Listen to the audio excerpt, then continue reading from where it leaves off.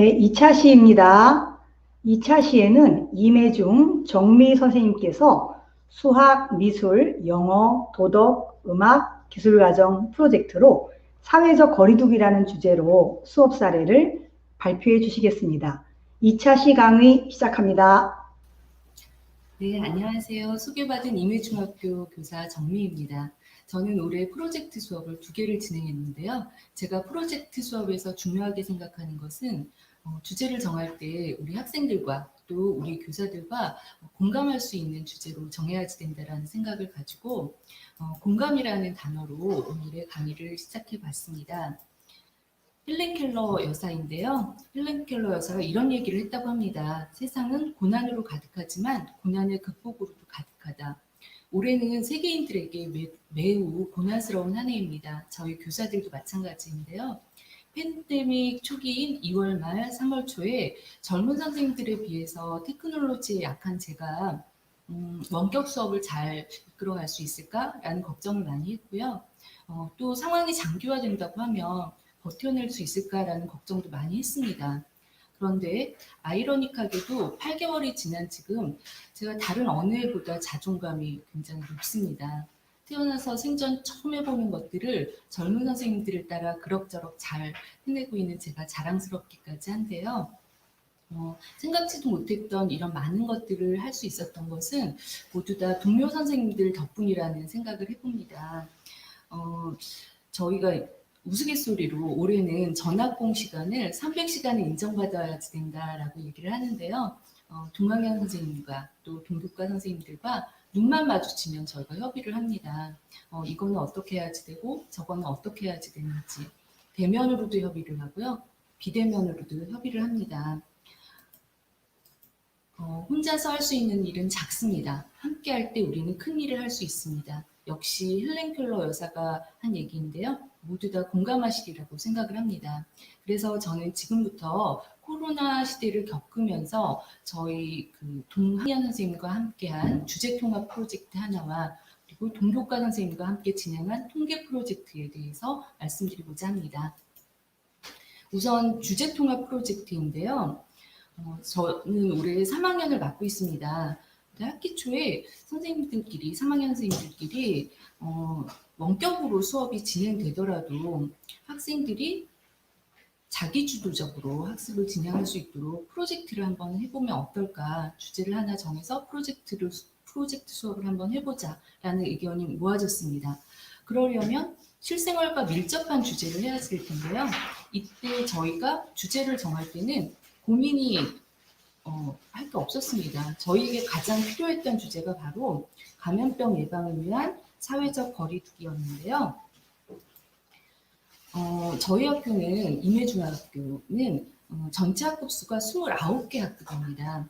그리고 학급당 학생 수가 33명에서 35명인 대규모 학교입니다. 이 많은 아이들이 언제부터 어떤 방법으로 어느 학년부터 등교를 하게 될지도 모르는 상황에서 막상 등교를 하게 된다고 하면 감염병 예방 교육을 어떻게 해야지 되지라는 고민이 컸던 거죠. 담임 선생님들이 조종의 시간에 반복해서 주지시키는 것도 좋지만 교과 수업 시간에도 한 목소리로 함께 이야기를 해주면 좋겠다라는 생각으로 감염병 예방을 위한 사회적 거리두기를 주제로 프로젝트를 하기로 했고요. 6개 교과 8분의 선생님이 참여하시기로 했습니다. 일단 저희가 가장 고민한 것은 탐구과제를 어떻게 정해야지 되나 였는데요. 일단은 성취 기준에 기반해서 감염병 예방을 위한 사회적 거리두기를 실천할 수 있는 방법을 탐구과제로 정하자라고 생각을 했습니다.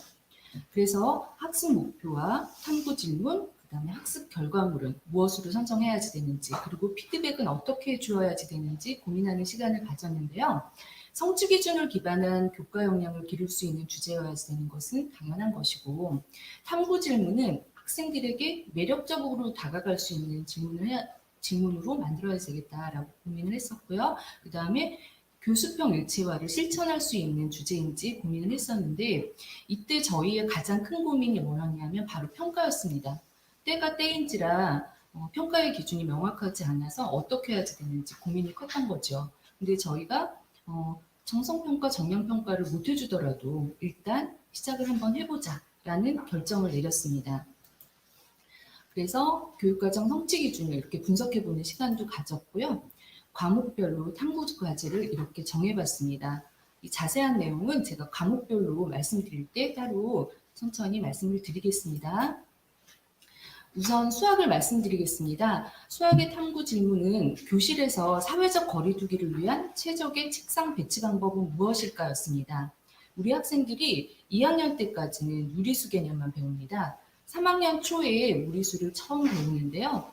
사실은 실생활에서 무리수 개념을 알아야지 문제를 해결할 수 있는 것이 훨씬 더 많습니다. 그래서 우리 아이들이 33개의 책상을 배치를 해보면서 무리수 개념도 익힐 수 있고요. 그 다음 사치견산도 해볼 수 있고요. 그 다음에 실수의 대소관계도 따져봐야지 해결이 됩니다. 그래서 이 과정에서 아이들이 자연스럽게 내용 요소도 익히고요. 기능을 습득하기를 기대했습니다.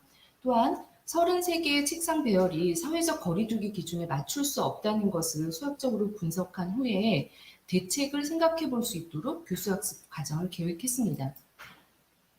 학생들에게 제시한 탐구 질문이랑 활동 내용입니다. 우선 학생들의 결과물을 먼저 볼 텐데요. 처음에는 아이들이 대부분 이런 배치를 했습니다. 그냥 짝이랑 자리를 떼는 거죠. 시험 때 앉아봤으니까 이 정도만 배치하는 아이들이 대부분이어서 제가 피드백을 하면서 굳이 이렇게 가로 세로를 맞출 필요는 없다. 책상의 배치는 아주 다양할 수 있으니까 창의적으로 한번 생각을 해볼까? 라고 피드백을 했더니 아이들이 이제 서서히 이렇게 다양한 방법을 제시하기 시작했습니다. 그래서 이 아이 같은 경우에는 원을 그려서 그 원 주위에 책상을 배치하기도 했고요. 어떤 아이들은 정육각형을 그려서 정육각형의 꼭지점에 책상을 배치하기도 했습니다. 그리고 이렇게 완전한 정답은 아니지만 제가 해보니까 이게 이런 배치가 가장 거리두기가 많이 되는 배치더라고요. 그래서 이런 정답을 제시하는 아이들이 서서히 나왔는데 아이들이 뭐라고 얘기를 했냐면 어떻게 해도 2m 거리두기는 할 수 없다. 그래서 아이들을 통해서 그러면 우리가 마스크를 잘 착용해야지 된다. 손을 잘 씻어야지 된다. 친구들과의 대화를 줄여야 된다. 라는 대책을 많이 제시하기 시작했습니다. 그리고 이 아이를 보면 정말 고민한 흔적이 그대로 고스란히 느껴지는 그런 결과물인데요. 이 아이의 이제 결론이 조금 어둡지만 한번 보자면 사회적 거리두기 2m는 불가능하다라는 주장인 거예요. 그래서 33개를 한 교실에 배치를 하려면 최대 1.6, 약 1.6m 정도는 뗄 수 있다. 그리고 2m 거리두기를 하려면 24개 정도까지 배치 가능하다라고 얘기를 했었습니다. 그런데 한참 뒤에 이 아이가 다시 저를 찾아왔어요. 본인 생각이 틀렸다고 얘기를 했습니다. 왜 틀렸냐 그랬더니 교탁이 차지하는 그 면적이랑 아이들이 출입을 하려면 뒷문 공간을 띄워야지 되는데 그거를 생각을 하지 못했다. 그래서 이 아이의 주장은 2m 거리두기를 하려면 한 교실에 16명 정도가 적당하다라는 결론을 얘기를 하더라고요. 그래서 한번 이렇게 주제를 던져주니까 끊임없이 고민하는 그런 모습을 보여준 아이입니다. 그리고 이 아이의 경우는 다른 아이들과 비슷한 방법을 제시를 했는데요. 나중에 과학적으로 접근한 케이스입니다. 그래서 이 아이도 이제 나중에 저를 찾아와서 뭐라 그랬냐면 약한 바람에서 기침을 할 때 뭐 비말 속도, 그 다음에 마스크를 착용했을 때 비말 차단 효과 이런 것들을 인터넷에서 막 찾아보고서 저한테 계속 얘기를 해주더라고요. 그래서 이렇게 수학적 근거를 바탕으로 확산적으로 학습 분야를 확대시킨 그런 경우라고 할 수 있습니다. 다음은 기술 과정입니다. 아이들이 1학년 때 영양소에 대해서 배우는데요. 그거를 기초로 해서 감염병 예방을 위해서 우리 가족의 면역력 향상에 도움을 주는 식단을 구성해보는 그런 활동이었습니다. 저희 학교에 기술과정 선생님이 4분이 계신데요. 이분들이 수시로 빈 교실에 모여서 협의를 하시는 거예요. 그래서 수업 시작 전에도 계획하는 건 당연하고 수업을 하시면서도 중간중간에 모여서 계속 피드백을 해주시더라고요. 그 다음에 또 끝나고 나서 성찰 과정을 거치고 이렇게 열성적으로 하시는 분들이어서 그런지 이렇게 꼼꼼하게 계획을 잘 세워서 하셨고요. 제 옆자리가 바로 기술과정 선생님이신데요. 온라인 클래스에 아이들이 결과물을 탑재하니까 하나를 굉장히 길게 댓글을 달아주시더라고요. 그래서 힘들어 하시더라고요. 그래서 제가 그 모습을 보면서 존경스럽기도 하고 힘들어 하시니까 좀 안쓰러워했던 그런 기억이 있습니다. 한 아이의 결과물을 보면 이 아이 같은 경우에는 면역력 관련된 영양소를 단백질과 비타민 C로 정했습니다. 그래서 이 영양소가 들어있는 식품을 찾아보고 이 식품을 이용해서 가족을 위한 저녁 한 끼 식단을 구성한 예입니다. 뿐만 아니라 그 구성 이유에 대해서도 이렇게 잘 써줬는데요. 제가 이 아이들의 결과물을 보면서 이런 생각을 해봤습니다. 이런 활동을 해본 친구들은 음식물을 섭취를 하면서 가족 또는 나의 건강을 항상 생각하면서 음식물을 섭취하는 그 건강한 습관을 가지겠구나라는 생각을 해봤습니다. 이번에는 도덕인데요. 탐구 질문이 사회적 거리두기, 시민이 갖추어야 할 자질인가? 입니다. 탐구 질문 자체로도 아이들에게 많은 생각을 할 수 있는 그런 질문인데요. 우선은 사회적 거리두기의 실태 자료를 조사를 해보고요. 필요성에 대해서 이유를 작성해 본 뒤에 사회적 거리두기가 개인의 자유와 권리를 침해하는지 생각해보는 주장글을 적어보는 시간을 가졌다고 합니다. 이거를 바탕으로 해서 선생님의 원래 계획은 나중에 아이들이 등교를 했을 때 토론 수업까지 이어서 평가를 해줄 계획이었다고 합니다. 근데 저희가 1학기 때 토론 수업을 할 만한 그런 상황은 아니었죠. 그래서 토론 수업을 못 했는데 선생님께서 뭐라고 하셨냐면 토론 수업을 해본 아이들은 의사소통 능력이나 비판적 사고 능력 등 또 도덕교과 역량을 키워줄 수 있는 좋은 기회였는데 못하게 돼서 굉장히 아쉽다라고 얘기를 하셨습니다. 그리고 탐구 과제는 이 활동을 할 당시에 가장 이슈가 되는 그런 내용으로 조금 수정이 된 상태이고요. 두 가지 안 중에서 하나를 선택해서 자신의 주장의 글을 한번 올려봐라. 이런 내용이었습니다. 코로나 확진자의 동선 공개에 반대하는 의견들을 적은 내용인데요. 아이들의 의견을 보면 반대를 하는 이유와 그 다음에 어떻게 해야지 되는지 대책까지 대안까지 써준 아이들이 대부분입니다. 왜 어른들 중에도 반대를 하는데 근거를 대지 못한다거나 아니면 대안을 내놓지 못하면서 반대만을 위한 반대를 하는 어른들도 있는데 우리 아이들의 사고가 매우 성숙되었다라는 생각을 해봤습니다. 이번에는 코로나 확진자의 동선 공개에 찬성하는 의견들인데요. 마찬가지로 찬성의 이유를 논리적으로 잘 적어 주었던 결과물이 많았습니다. 이번에는 미술입니다. 감염병 예방을 위한 사회적 거리두기를 시각 이미지로 표현해보는 그런 활동이었습니다. 왼쪽을 보면 브랜드 로고 변형 예시인데요. 저희에게 익숙한 그 브랜드에 마스크를 씌워놓거나 아니면 글자 사이 간격을 띄워서 사회적 거리두기 이미지를 표현한 건데요. 이 예시처럼 임해중학교의 로고를 이용해서 사회적 거리두기에 대한 이미지를 한번 표현해봐라. 그런 활동이었습니다. 저희 임해중학교의 가운데 교표가 매화꽃입니다. 아이들이 이 활동을 하던 당시가 어떤 때였냐면 저희 학교가 탄천변에 있는데요. 탄천에 길게 봄꽃들이 만발한 그런 시기였습니다. 그래서 다른 해였다면 주민들이 꽃 구경을 하고 나와서 이렇게 북적이던 그런 때였는데요. 이 아이의 이렇게 그 내용을 보면 코로나가 끝나기 전까지는 나오지 말자, 내년에 만나자 이렇게 메시지를 전한 그런 작품입니다.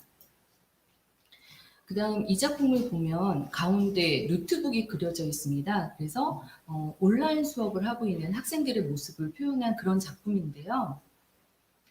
이 작품을 보면 아이들이 학교에 가서 친구들도 만나고 운동장에서 축구도 하고 싶은데 집에만 갇혀있는 그런 답답함이 느껴지는 그런 작품입니다. 그래서 제가 이 작품을 보면서 이 당시에 느꼈던 것은 이 아이가 호소를 하고 있구나. 우리 이렇게 힘들다. 우리 모두 다 지킬 건 지켜서 코로나 상황을 빨리 이겨내자 라고 얘기하고 있는 듯한 그런 느낌을 준 이미지입니다. 그리고 이 이미지는 둥근 띠를 잘라서 거리두기를 하자라고 얘기하는 메시지를 전하는 그런 이미지였습니다. 다음은 음악입니다. 음악의 구성 요소를 이해한 후에 그 사회적 거리두기 주제를 가지고 음악을 만들어서 광고를 만들어 보는 그런 활동이었습니다. 그래서 이 활동의 목적 자체가 음악의 구성 요소를 이해함과 동시에 사회적 거리두기에 대한 의식을 개선해 보자. 라고 생각하고 한 활동인데요. 아이들이 각자 제작한 그 광고들을 올리면 반에서 제일 잘 된 것을 하나 선발을 해서 모두 다 같이 수정 보완을 해서 반마다 하나의 광고를 만들어 보는 그런 작품이었습니다. 그런 활동이었습니다. 그래서 어떤 반은 자작곡한 곡에 노래를 잘하는 아이가 노래를 불러서 라디오 광고를 완성하기도 했고요. 또 어떤 반은 피아노 그 연주곡에 사회적 거리두기 내용을 담은 자막을 이렇게 쭉 넣어서 완성한 그런 반도 있고요. 그래서 이제 여러 가지 작품이 나왔는데 이게 온라인으로 이렇게 오랫동안 진행한 그런 활동이어서 그런지 이렇게 지연이 됐다고 합니다. 그래서 어떤 반은 자작곡 작품이 나오지 않은 그런 반도 있어서요. 마지막에는 기존에 있는 음원을 사용해서라도 광고를 한번 만들어보자라고 진행을 했다고 하십니다. 아이들이 이렇게 사회적 거리두기를 가지고 가사를 써보기도 하고요. 광고를 찍기 위해서 이렇게 콘티도 짜봤습니다. 그러면 아이들 작품 중에서 재미있는 작품 하나를 감상해 보도록 하겠습니다.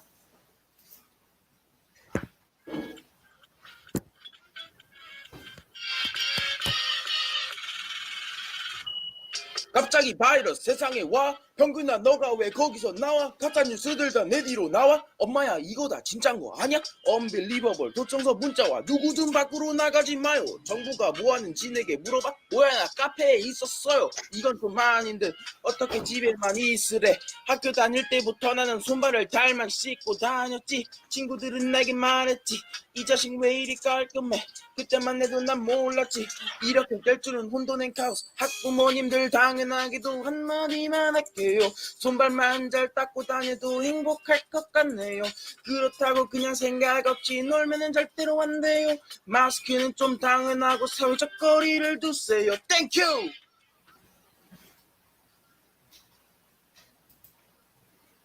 네, 다음은 영어입니다. 영어 시간에는 영어라는 도구로 코로나19에 대해서 알아보고 우리가 실천하고 있는 것을 홍보해보는 활동이었습니다. 학생들에게 프로젝트 과정을 안내한 내용이고요.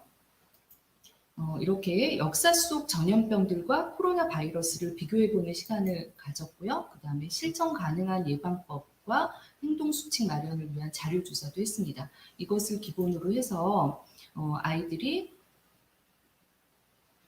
홍보 영상을 찍기 위한 스토리보드까지 제작을 해놓은 상태고요. 이 홍보 영상 제작은 저희가 3학년이다 보니 3학년 말 프로그램에 제작을 할 예정으로 남겨둔 상황입니다.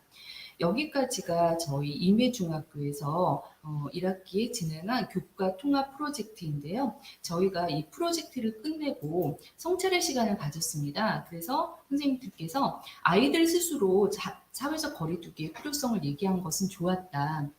그런데 아무리 원격 수업이라고 하더라도 평가는 어쩔 수 없었지만 이게 프로젝트 기반 학습이었을까? 라는 반성을 해본 거죠. 문제 중심 학습이지 않았나? 즉, 선생님들이 아이들이 갈 길을 이렇게 정해놓고 진행한 수업이지 않았나, 학생들의 자발성이 조금 부족하지 않았나라는 반성을 해봤습니다. 또한 음악을 제외하고 협력 활동이 없었던 그 아쉬움이 있어서요. 저희가 2학기 때는 학생의 자발성에 방점을 두고 모둠 활동을 할 수 있는 프로젝트를 한번 생각을 해봤습니다. 그런데 3학년의 특성상 이렇게 교과 융합 프로젝트를 2학기에 진행하기에는 부담이 돼서요. 저희 수학과에서 이렇게 통계 프로젝트를 진행했고요. 주제는 나도 사회조사 전문가라는 주제입니다. 저희 학교 교과서에 나온 주제를 그대로 썼는데요. 통계 수업을 하기에 굉장히 좋은 주제여서 그대로 사용하기로 했습니다. 이렇게 수업을 분석을 해봤고요. 성취 기준도 분석해보고 이것저것 고민을 많이 해보는 시간을 가졌습니다. 또한 수업 설계를 하면서는 교과 역량, 어떤 교과 역량을 기를 수 있는 그런 활동일까라는 고민을 많이 했었는데요. 저희가 4주간 진행한 프로젝트여서 그냥 이렇게 다소 많아 보이지만 이 역량을 다 기를 수 있는 그런 프로젝트겠지라고 자신감을 갖고 시작을 했습니다. 조금 복잡해 보이는데요. 차시 계획입니다. 이게 저희가 처음 생각을 했을 때가 7월이었었는데요. 그때만 해도 아이들이 3분의 2가 등교할 수 있을 거라고 생각을 했었기 때문에 아이들이 등교할 때는 통계 수업을 하고 그다음 아이들이 이제 원격 수업을 할 때는 줌을 활용해서 테크놀로지 활용 수업을 할까라고 생각을 했었습니다. 근데 이제 상황이 계속 급변하고 2학기에 아이들이 등교하지 못하는 그런 상황이어서 이렇게 주당 3시간을 2시간은 교사 제작 영상으로 통계에 대한 개념이나 원리나 법칙을 익힐 수 있도록 했고요. 주의 마지막 시간마다 줌으로 만나서 테크놀로지 활용 수업을 했습니다. 이 수업을 이렇게 3번, 3주를 반복을 했고요. 마지막 아이들이 등교할 때는 보고서 쓰기를 하고 공유하는 시간을 가지기로 계획을 했습니다. 그래서 여기 3차 시에는 줌으로 어떤 활동을 했냐면 설정을 했습니다.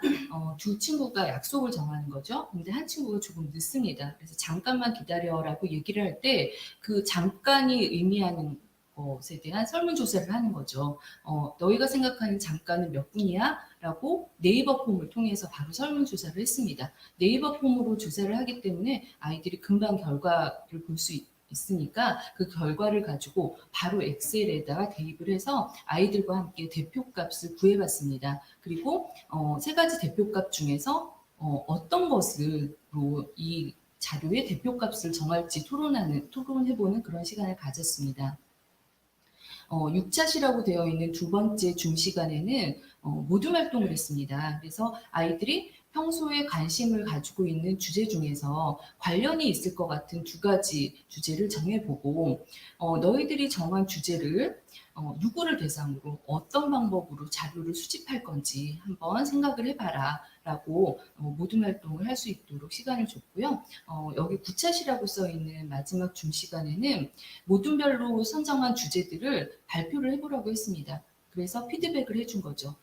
8개 모둠이었고요. 쭉 일부러 한 모둠 한 모둠 다 시켜봤습니다. 그래서 우리 모둠뿐만이 아니라 다른 모둠이 어떤 주제를 정했는지 보고 혹시 오개념이 있다면 스스로 고칠 수 있도록 기회를 줬습니다.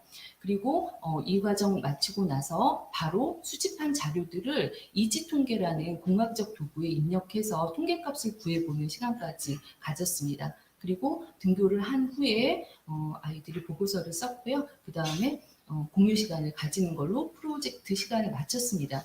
근데 제가 이 활동을 하면서 원격 수업의 장점에 대해서 한번 생각을 해봤습니다. 근데 아이들 같은 경우에는 뭐라고 얘기를 했냐면 선생님 영상을 반복해서 볼 수 있기 때문에 개념을 확실히 익힐 수 있어서 좋았다라고 얘기를 했고요.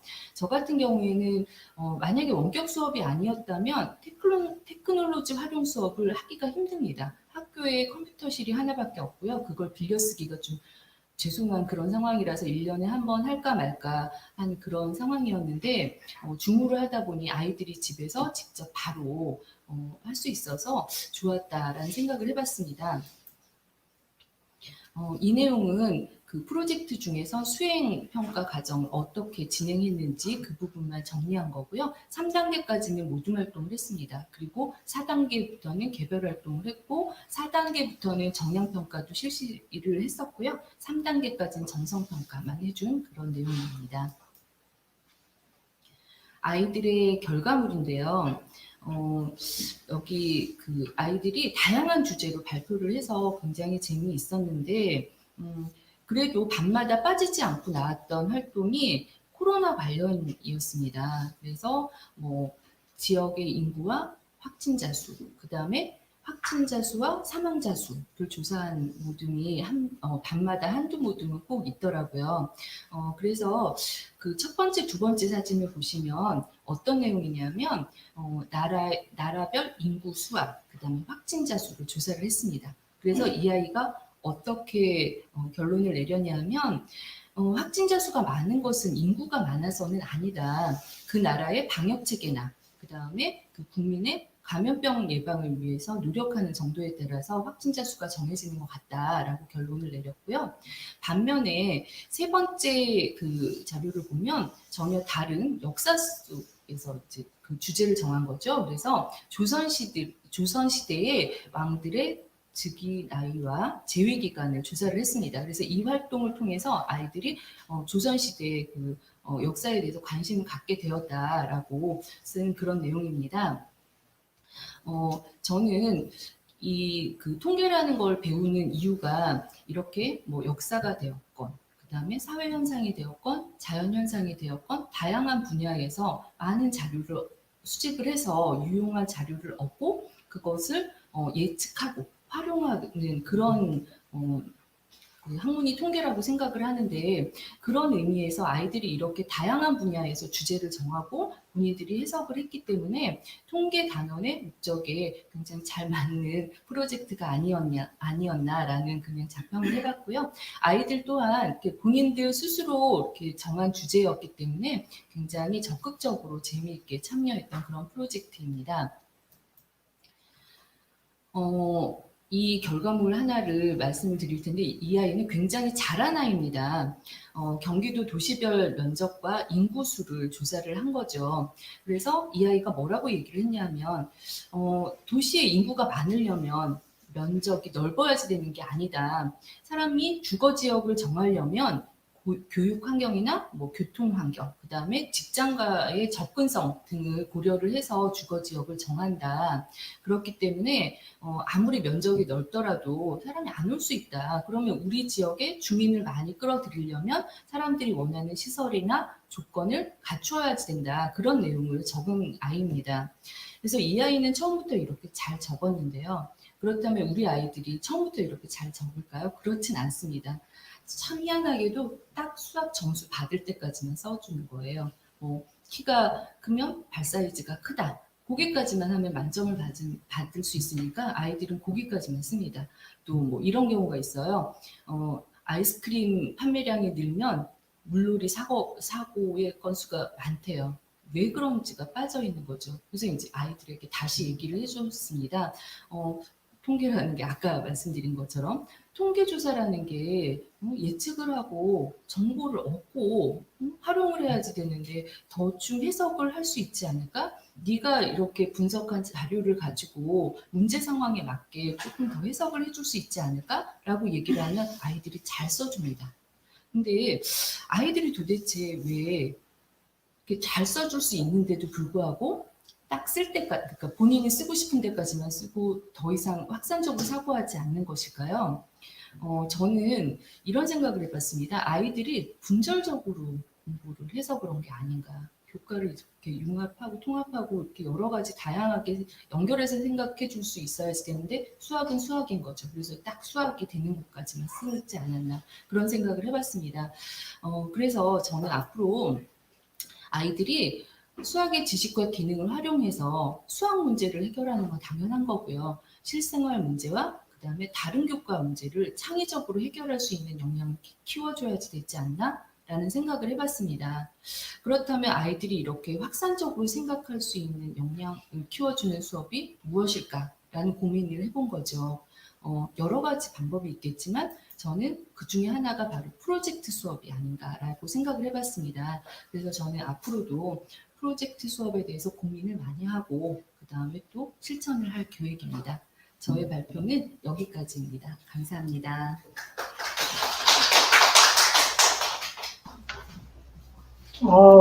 임혜중 정미 선생님 정말 수고 많으셨습니다. 자, 지금 굉장히 많은 댓글들이 올라와 있는데요.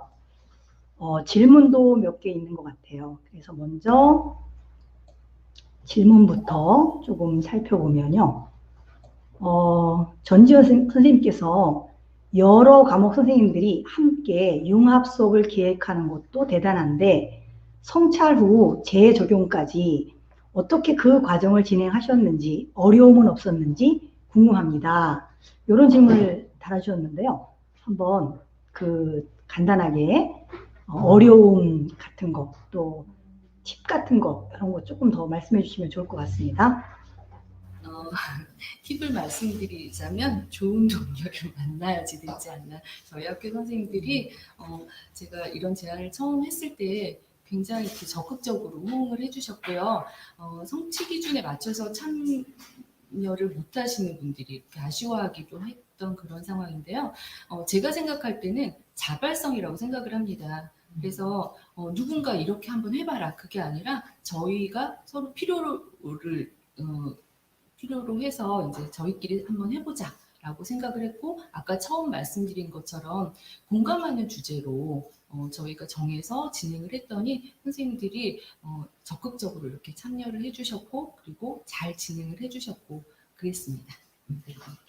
정말 굉장히 여러 교과 선생님들께서 그리고 또 이렇게 사회적 거리두기라는 주제를 가지고 하셔서 굉장히 그런 댓글들이 많습니다.